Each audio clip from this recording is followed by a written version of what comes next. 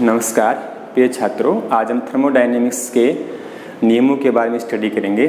Thermodynamics के अंतर्गत 4 नियम दिए गए हैं: zero law, first law, second law and third law. आज हम ऊष्मागति का जो फर्स्ट लॉ है उसके बारे में स्टडी करेंगे, ठीक है ना। ऊष्मागति के प्रथम नियम के विभिन्न कथन दिए गए हैं। पहला कथन उसका ये स्टेटमेंट उसका ये है कि ऊर्जा को न तो उत्पन्न कर सकते हैं और न ही नष्ट कर सकते हैं, बल्कि उसके एक रूप को दूसरे रूप में कन्वर्ट कर सकते हैं। That is energy can neither be created nor destroyed but it can be change from one form to another form, ठीक है ना। सेकंड स्टेटमेंट ये इसका ये है कि system and surroundings that is universe, ब्रह्मांड की कुल ऊर्जा स्थिर रहती है, कंजर्व रहती है, कांस्टेंट रहती है, ठीक है ना। ये 2 स्टेटमेंट दिए गए इसके।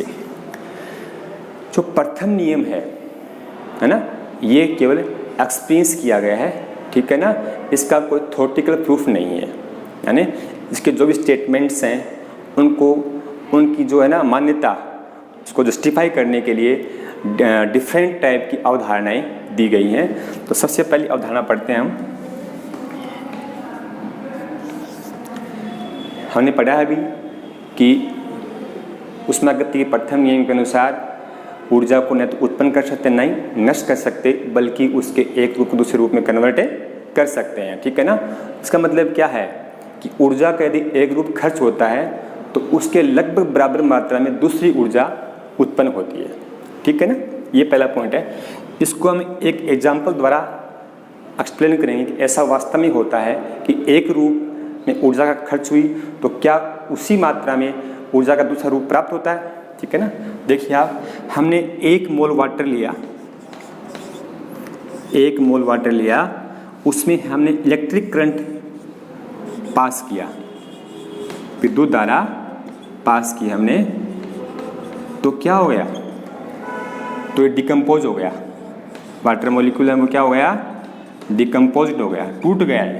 टूटा किसमें, H2 में और ऑक्सीजन में टूट गया है, ठीक है ना।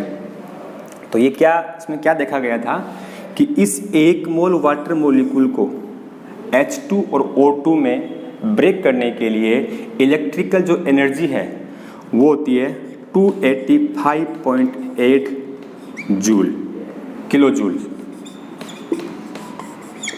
पर मोल। यानी 1 मोल वाटर को H2 और O2 में डिकम्पोज करने के लिए 285.8 किलो जूल प्रति मोल इलेक्ट्रिकल एनर्जी की रिक्वायरमेंट होती है, ठीक है ना। अब ये जो मात्रा है एनर्जी की, ये मात्रा इन H2 और O2 में स्टोर होनी चाहिए, स्टोर्ड होनी चाहिए।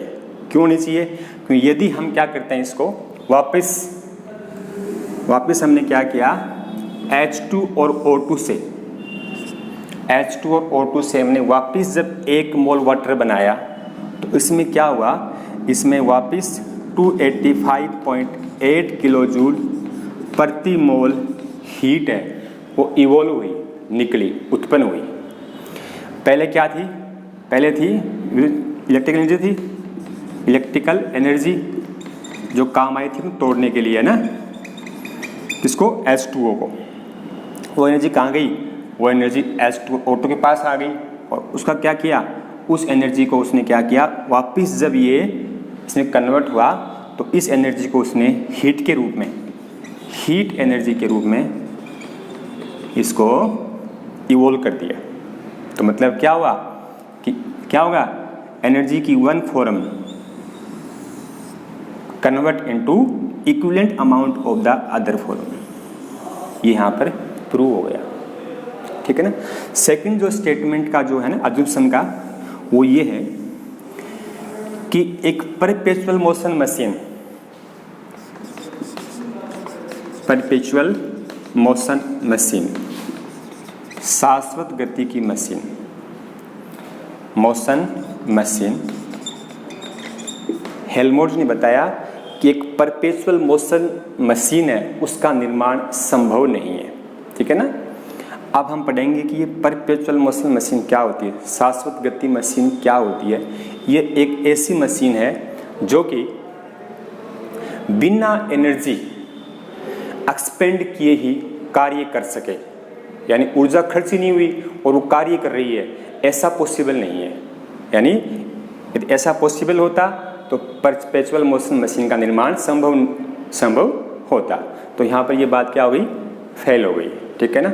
इस प्रकार से दोनों कथन जो थे वो थर्मोडायनेमिक्स के प्रथम नियम को प्रमाणित करते हैं। अब हम पढ़ेंगे mathematical form of first law of thermodynamics. इसका गणितीय समीकरण क्या होगा, ठीक है ना। अब देखिए, हमारे पास एक गैस का सिलेंडर है, इसमें गैस भरी हुई है, ठीक है ना, इसमें गैस भरी हुई है। इस गैस की जो आंतरिक ऊर्जा है प्रारंभ में सिस्टम की है ना, वो हमने E1 मान ली, ठीक है ना। जब हमने इसको Q हीट दी, हीट भी क्या है, एनर्जी का फॉर्म है, तो क्या हो गया, इसकी आंतरिक ऊर्जा बढ़ गई है। कितनी होगी, बस बढ़ के वो हो गई E1 प्लस Q हो गई। जब उष्मा दी तो क्या हुआ, तंत्र पर कार्य भी किया गया, work done on system, work done on A system, कितना कार्य किया गया, का W किया गया। तो क्या हो गया अंत में, तो अंत में क्या हुआ, इस सिस्टम की जो आंतरिक ऊर्जा है वो क्या हो गई, बढ़ गई E1 प्लस Q और प्लस से W हो गई फाइनल स्टेट में, अंतिम अवस्था में E2 का मान, ठीक है ना। तो E2 क्या होगी, देखो अंतिम अवस्था में E2 इक्वल टू हो गई E1 प्लस Q प्लस और W। इसको दे लियो आप E1 को लेफ्ट साइड में, तो बन जाएगी E2 minus E1 equal to Q plus W, या डेल्टा E बराबर हो जाएगा Q प्लस W। ये आपकी प्रथम नियम की समीकरण होगी, डेल्टा E बराबर Q प्लस W। ये सभी प्रकार के चाहे एक्सपेंशन हो रहा हो चाहे कंप्रेशन हो रहा हो, सभी प्रकार के चेंजेस के लिए सही से परिणाम देती है। Thank you.